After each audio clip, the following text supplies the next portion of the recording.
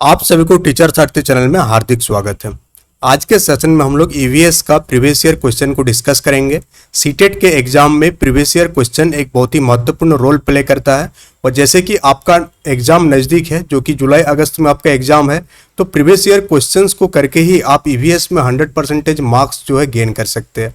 तो ये आपका ईवीएस का प्रीवियस ईयर क्वेश्चन का पहला क्लास है। इसके बाद क्लास नंबर 1, 2, 3 करके आपको डे बाय डे आपको क्लास मिलती रहेगी। तो चैनल में अगर नए हैं तो चैनल को आप ज्वाइन कर लीजिए। तो चलिए सेशन की शुरुआत करते हैं आपके एक बेहतरीन क्वेश्चन के साथ। क्वेश्चन क्या पूछा गया है कि निम्नलिखित में से कौन अंतर्राष्ट्रीय खेती का भारोत्तोलक है।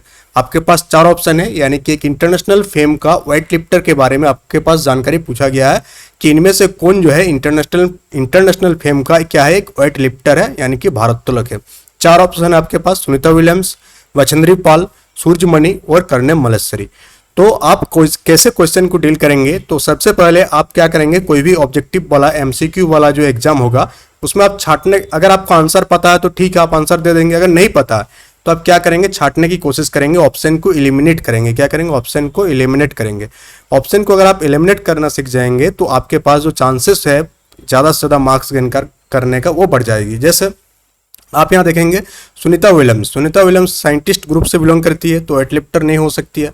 बछेंद्री पाल जो है क्या है, एक पर्वतारोही है तो वेटलिफ्टर नहीं है। तो आपके पास 2 ऑप्शन बच जाता है, ऑप्शन 3 एंड ऑप्शन 4।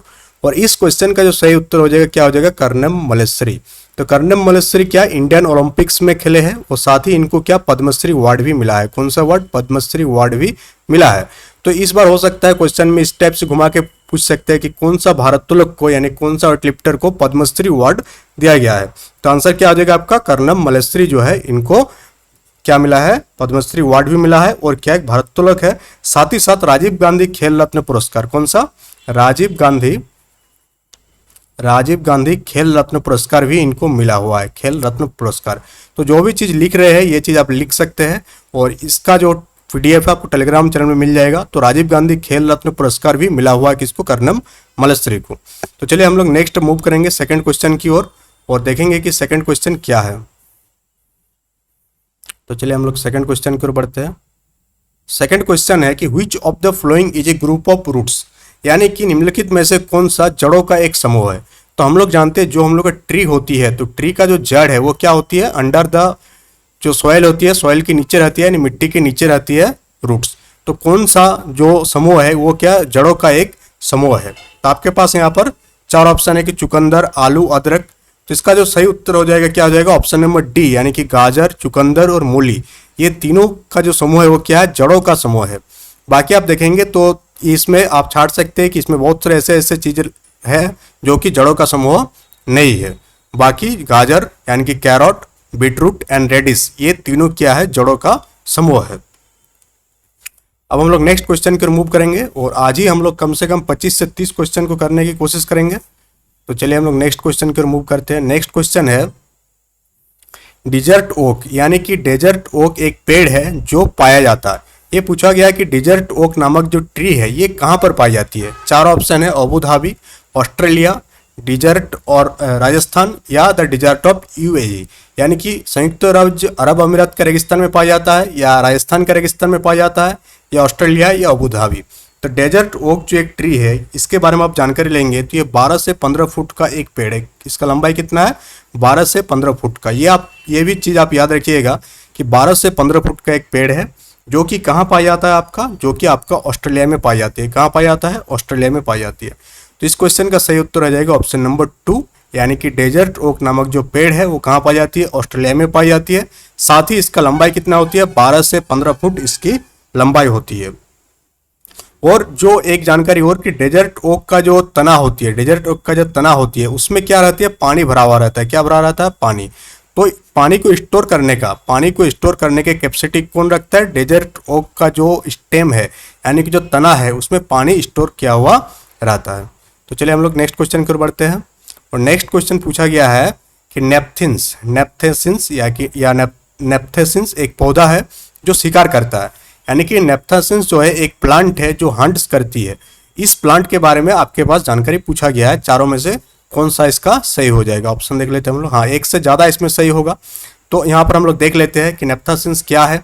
इसमें पहला ऑप्शन है कि ये पौधा जो है भारत में, ऑस्ट्रेलिया, इंडोनेशिया और मेघालय में पाया जाता है। क्या यह सही है कि नहीं, आपको इस कथन पर विचार करना है। सेकंड में पूछा गया है कि इसमें घड़े जैसा आकार होती है और मुंह एक पत्ती से ढका होती है। सी नंबर में पूछा गया है कि ये केवल छोटे कीड़ों को फंसा सकता है और खा सकता है। और डी कि ये छोटी कीड़ों को आकर्षित करने के लिए एक सुखद ध्वनि यानी कि साउंड जनरेट करती है, जो फंस जाते हैं और फिर बाहर नहीं निकल सकते। तो चलिए इस क्वेश्चन का सही उत्तर दीजिए। इसका सही उत्तर क्या हो जाएगा आपके पास कि आप यहाँ पर ध्यान से देखेंगे इस चीज को, जिसे हम लोग जो नेपथिन से, इसे पीचर प्लांट भी कहा जाता है। कौन सा प्लांट कहा जाता है? पीचर प्लांट के नाम से भी जाना जाता है अंग्रेजी में, पीचर प्लांट। पीचर प्लांट के भी नाम से नेप्थासिन्स जो प्लांट है, इसका दूसरा नाम क्या है? पीचर प्लांट इसका दूसरा नाम है। और ये प्लांट जो है ये ऑस्ट्रेलिया, इंडोनेशिया और मेघालय में पाया जाता है और इंडिया में भी पाया जाता है। ये प्लांट भारत, ऑस्ट्रेलिया, इंडोनेशिया और मेघालय इसमें पाया जाता है। तो इस हिसाब से ऑप्शन नंबर ए सही है। उसके बाद हम लोग देखेंगे कि इसका जो होती है घड़े जैसा आकार होती है, किस प्रकार की, इसका एनसीईआरटी में दिया हुआ, क्लास 7 का एनसीईआरटी में इसके बारे में इंफॉर्मेशन दिया हुआ है कि इसमें घड़े जैसा आकार होती है और मुंह जो है एक पत्ती से ढकी होती है। बाकी चीज़ों के बारे में जो चीज़ें हैं वो सही नहीं है। तो इसका उत्तर क्या हो जाएगा? A and B. तो इसका आंसर क्या आ जाएगा? Option number A. तो करेक्ट स्टेटमेंट क्या हो जाएगा? Option number statement number 1 and statement number 2, ये दोनों स्टेटमेंट करेक्ट होगा। हम लोग आगे देखते हैं आगे क्या पूछा गया है। आगे यहाँ पर पूछा गया है, एक मिनट, हाँ, आगे यहाँ पर पूछा गया है कि भारत के निम्नलिखित राज्यों में से किस एक में दांडी समुद्र तट स्थित है, जहां महात्मा गांधी ने स्वतंत्रता से पहले अपनी प्रसिद्ध यात्रा की थी। यानी हम लोगों को सभी को पता है कि जो महात्मा गांधी थे वो क्या किए थे? दांडी यात्रा किए थे। कौन सा यात्रा? तो दांडी यात्रा। तो ये पूछा गया कि दांडी यात्रा कौन सा स्टेट, दांडी यात्रा जो किया गया था, जो कि दांडी नामक समुद्री तट पर स्थित है, तो वह तट किस राज्य में है? दांडी समुद्री तट किस राज्य में है? तो इसका जो सही उत्तर हो जाएगा क्या हो जाएगा? गुजरात। कहाँ? गुजरात के समुद्री तट में एक जगह है जिसका नाम है दांडी, और उसी तट के नाम से बोला जाता है उस यात्रा को दांडी यात्रा, जिसमें नमक कानून को तोड़ा गया था। अंग्रेजों की ओर से बनाया गया जो नमक कानून था उसको क्या किया गया था? तोड़ा गया था। तो नमक कानून को तोड़ने के लिए गांधी जी ने कौन सा यात्रा किए थे? दांडी यात्रा किए थे। और अगर पूछा जाए कि दांडी यात्रा कब हुआ था, तो 1930 कब हुआ था, ये भी आप याद रखिएगा। 1930 में दांडी यात्रा हुआ था। इसके विरोध में हुआ था, नमक कानून को तोड़ने को लेकर के, क्योंकि नमक पर जो सॉल्ट है हम लोगों का, उस पर क्या लगा दिया गया था? टैक्स लगा दिया गया था। क्या लगा दिया गया था? टैक्स। इसी नियम को हटाने के लिए, इसी कानून को तोड़ने के लिए गांधी जी ने क्या किया था? दांडी मार्च किए थे। क्या किए थे? दांडी मार्च किए थे। तो चलिए हम लोग नेक्स्ट क्वेश्चन की ओर बढ़ते हैं। हाँ, नेक्स्ट क्वेश्चन यहाँ पूछा गया है, क्या देखिए यहाँ पर कि कपकपी के साथ तेज बुखार है जिसका इलाज सिनकोना के पेड़ की छाल से किया जाता है, वो क्या है? यानी कि एक ऐसा बुखार के नाम बताना है जिसका इलाज हम लोग किस पौधे की छाल से करते हैं? सिनकोना नामक पौधे की छाल से करते हैं। उस बीमारी का नाम क्या है? 4 ऑप्शन आपके पास, टाइफाइड, मलेरिया, चिकनगुनिया और क्या है आपके पास? डेंगू। तो जब कपकपी के साथ तेज बुखार आती है तो उस बुखार का नाम पूछा गया आपसे, तो कौन सा बुखार आपका? मलेरिया। मलेरिया के बीमारी में क्या होती है? कपकपी के साथ क्या आती है? तेज बुखार आती है। और इसका इलाज क्या है? सिनकोना के पेड़ की छाल से हम लोग इसका इलाज करते हैं। किसका? मलेरिया का। चलिए नेक्स्ट देखते हैं हम लोग। Cheraw. Cheraw is the dance form of the people of. Cheraw किस लोगों का नृत्य है? क्या पूछा गया है कि चेराव किस लोगों का नृत्य है? 4 ऑप्शन है, झारखंड, मिजोरम, मणिपुर और मेघालय। तो जो चेराव है वो कहाँ का नृत्य है? मिजोरम। मिजोरम एक नॉर्थ ईस्ट का स्टेट है जहाँ का नृत्य क्या है? चेराव डांस है। इसमें मोस्टली क्या होती है? 6 to 8, कितना? 6 से 8 आदमी जो होती है पेयर में डांस करते हैं। तो आपसे ये पूछा जाएगा कि चेराव नृत्य कहाँ की है? तो मिजोरम की नृत्य है। हम लोग आगे बढ़ेंगे और आगे देखेंगे। आगे क्वेश्चन पूछा गया है कि तमिलनाडु के पड़ोसी राज्य कौन कौन से हैं? आपके पास 4 ऑप्शन दिया गया है। तो तमिलनाडु को आप देखेंगे तो तमिलनाडु का पड़ोसी राज्य के बारे में आपको जानकारी पूछा गया है। तो इसका ऑप्शन नंबर 4 इसका सही उत्तर हो जाएगा। यानी कि तमिलनाडु का पड़ोसी राज्य कौन कौन सा है? आंध्र प्रदेश, केरला और कर्नाटका।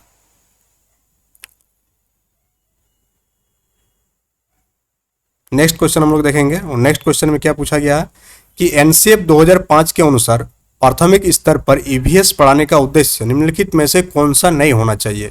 यानी कि हम लोग देखते हैं कि एनसीएफ यानी कि नेशनल करिकुलम फ्रेमवर्क 2005 के अकॉर्डिंग जो है, जो हम लोग ईवीएस पढ़ाते हैं स्कूल में, उसका उद्देश्य क्या नहीं होना चाहिए। क्या होना चाहिए नहीं पूछा है, क्या नहीं होना चाहिए पूछा है। सबसे पहले यह लिखा हुआ है कि विशेष रूप से प्राकृतिक वातावरण के संबंध में बच्चे की जिज्ञासा और रचनात्मकता का पोषण करना, तो ये तो होना ही चाहिए। तो ये आंसर नहीं होगा आपका। ऑप्शन नंबर बी आपसे बोला जा रहा है कि अवलोकन, वर्गीकरण, अनुमान आदि के माध्यम से बुनियादी संज्ञानात्मक और साइकोमोटर कौशल प्राप्त करने के लिए खोजपूर्ण और गतिविधियों में संलग्न करना, तो ये भी एक ईवीएस पढ़ाने का उद्देश्य में से है। ऑप्शन नंबर सी आप देखेंगे तो वहाँ पूछा है कि बच्चों को प्राकृतिक, सामाजिक और सांस्कृतिक वातावरण के बीच संबंधों का पता लगाने और समझने के लिए प्रशिक्षित करना, तो ये भी हम लोगों का ईवीएस का उद्देश्य है। और फिर यहाँ ऑप्शन नंबर डी बच जा रहा, तो ऑप्शन डी ही सही आंसर हो जाएगा। देख लेते हैं कि पर्यावरणीय मुद्दों की समझ के माध्यम से बच्चों के बीच सटीक मात्रात्मक कौशल विकसित करना, तो आपका आंसर क्या आ जाएगा, ऑप्शन डी। ये उद्देश्य नहीं होना चाहिए। ये उद्देश्य आपका क्यों नहीं होनी चाहिए, ये इंक्लूड नहीं है एनसीएफ 2005 में कि पर्यावरणीय मुद्दों की समझ के माध्यम से बच्चों के बीच सटीक मात्रात्मक कौशल विकसित करना, तो ऑप्शन नंबर डी आपका सही उत्तर हो जाएगा। नेक्स्ट क्वेश्चन देखेंगे हम लोग कि कक्षा 3 से 5 के लिए ईवीएस क्या है, एक विषय क्षेत्र है, एक सब्जेक्ट एरिया है जो एकीकृत करता है। इसकी इंग्लिश भी देख लेंगे आप कि EVS for class 3 to 5 is a subject area which integrates, तो यानी क्लास 3 to 5 तक हम लोग जो ईवीएस पढ़ाते हैं, क्लास 3 to 5 तक क्या पढ़ाते हैं, ईवीएस पढ़ाते हैं। क्लास 3 to 5 तक आप देखेंगे तो साइंस नहीं होता, सोशल साइंस नहीं होता, ये सारा क्या है हम लोग ईवीएस में इंक्लूड कर देते हैं। किस में इंक्लूड कर देते हैं इसको, हम लोग ईवीएस में इंक्लूड कर देते हैं। तो ईवीएस में किस किस चीज़ का कॉन्सेप्ट पढ़ाया जाता है, the concept and issue of science, social studies and environmental education, इन तीनों को मिलाकर हम लोग क्या पढ़ा देते हैं, ईवीएस पढ़ा देते हैं। तो यहाँ से आपका आंसर क्या आ जाएगा, ऑप्शन नंबर बी कि विज्ञान, सामाजिक विज्ञान यानी कि सामाजिक अध्ययन और पर्यावरण शिक्षा की अवधारणा और मुद्दों को हम लोग एक विषय क्षेत्र मान लेते हैं और उस विषय का नाम क्या देते हैं, ईवीएस यानी कि इन्वायरमेंटल साइंस। नेक्स्ट क्वेश्चन देखेंगे कि which of the following is true with respect to EVS, EVS के रिगार्डिंग कौन सा कथन सही है। चार ऑप्शन आपके पास कि EVS is a subject taught from class 1 to 5, तो ये तो गलत है। हम लोग ईवीएस क्लास 3 से 5 तक पढ़ाते हैं। कब से कब तक पढ़ाते हैं, क्लास 3 से 5 तक। सेकंड आपसे पूछा गया है कि for classes 1 and 2 EVS is taught through language and mathematics, class 1 और क्लास 2 में हम लोग ईवीएस को जो पढ़ाते हैं किसके माध्यम से पढ़ाते हैं, लैंग्वेज के माध्यम से, और मैथमेटिक्स में हम लोग उसको थोड़ा बहुत समझा देते हैं। तो ये आपका सही हो जाएगा ईवीएस के रिगार्डिंग। बाकी आप ऑप्शन नंबर 3 को भी देखेंगे कि class 2, 3 and 4 issue and concern of EVS are taught through language and mathematics, तो ये तो गलत हो जाएगा क्योंकि क्लास 3 से क्या आ जाता है, ईवीएस हम लोग इंक्लूड कर देते हैं। Class 1 and 2 concerns and issue of EVS are taught through science and social science, ये भी गलत हो जाएगा। तो ऑप्शन नंबर 2 आपका क्या हो जाएगा, सही हो जाएगा कि कक्षा 1 और 2 के लिए ईवीएस जो है भाषा और गणित के माध्यम से पढ़ाया जाता है। यानी कि क्लास 1 एंड क्लास 2 में ईवीएस को हम लोग किस आधार पर पढ़ाते हैं, भाषा और गणित के माध्यम से हम लोग उसको पढ़ाते हैं। फिर हम लोग क्वेश्चन नंबर 2 जाएंगे। नेक्स्ट क्वेश्चन क्या पूछा गया है देखेंगे इसको कि अन्वेषण यानी कि एक्सप्लोरेशन, अन्वेषण के माध्यम से बच्चों को ईवीएस सीखने के लिए बहुत जगह मिलती है। ये क्या इंगित करते हैं कि जब हम लोग बच्चे को ईवीएस पढ़ाते हैं तो सबसे बेस्ट मेथड होती है एक्सप्लोरेशन मेथड। इससे क्या होती है, बच्चों को लर्निंग स्पेस मिल जाती है, यानी सीखने के लिए क्या मिल जाती है, जगह मिल जाती है, यानी कि और बहुत ज़्यादा वो सीख सकते हैं अगर उसको सीखने के वातावरण हम लोग तैयार कर देंगे। क्या कर देंगे, सीखने के वातावरण अगर हम लोग तैयार कर देंगे तो बच्चे और ज़्यादा अच्छे से सीख सकते हैं। तो यहाँ पूछा गया है कि ईवीएस को हम लोग अन्वेषण के माध्यम से बच्चों को ईवीएस सीखने के लिए बहुत जगह मिलती है। ये क्या इंगित करता है कि ईवीएस रटकर सीखा जाता है, गलत। ईवीएस को हम लोग रटकर नहीं सीख सकते हैं।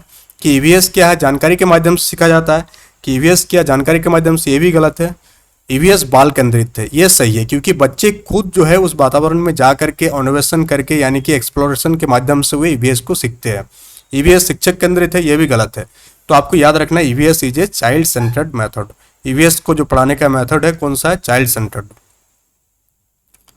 फिर आप जाएंगे नेक्स्ट क्वेश्चन में कि निम्नलिखित में से कौन सा ईवीएस पाठ्यक्रम में सुझाए गए विषय के तहत एक उपविषय है। यानी कि हम लोग जो देखे हैं कि ईवीएस को जो है कितना 5 थीम में बांटा गया है। कितना थीम में बांटा गया है, 5 थीम में बांटा गया है ईवीएस को। और ईवीएस को हम लोग थीम अप्रोच में पढ़ाते हैं। तो इनमें से कौन सा ईवीएस का एक उपविषय है? तो आप देखेंगे कि जो एनिमल वाला पार्ट है वो क्या है, एक उपविषय है। क्या एनिमल वाला पार्ट आपका सब थीम है? क्या है? सब थीम है। और थीम कितना है? 5 गो थीम ईवीएस का। कितना थीम है? 5 गो थीम है। जैसे कि फैमिली एंड फ्रेंड्स, फूड हो गया, things we make and do, ये सारे थीम ईवीएस का। और बाकी 2 थीम आप कमेंट बॉक्स में कमेंट करके लिखेंगे कि ईवीएस का 3 थीम क्या क्या हो गया आपका, फैमिली एंड फ्रेंड्स, दूसरा आपका फूड, तीसरा आपका things we make and do, यानी चीज़ें जो हम बनाते और करते हैं। तो आप और बाकी जो तो बच गया उसको आप करेंगे। और बाकी आपका ये जो एनिमल है ये क्या है? ईवीएस का सब थीम है। चलिए यहाँ से हम लोग नेक्स्ट डे देखेंगे। इस क्वेश्चन को आप अपने से कमेंट बॉक्स में आंसर देंगे कि निम्नलिखित में से कौन सा ईवीएस शिक्षक के लिए एक वांछनीय अभ्यास है। यानी अगर आप ईवीएस शिक्षक बनना चाहते हैं और जब आप 1 to 5 के टीचर बन के स्कूल जाएंगे तो कौन सा काम आपको इसेंशियली करना ही करना है, यानी कि आपके लिए क्या है? कंपलसरी है, डिजायरेबल प्रैक्टिस। तो 4 ऑप्शन आपके पास, इसका आंसर आप कमेंट बॉक्स में कमेंट करके देंगे।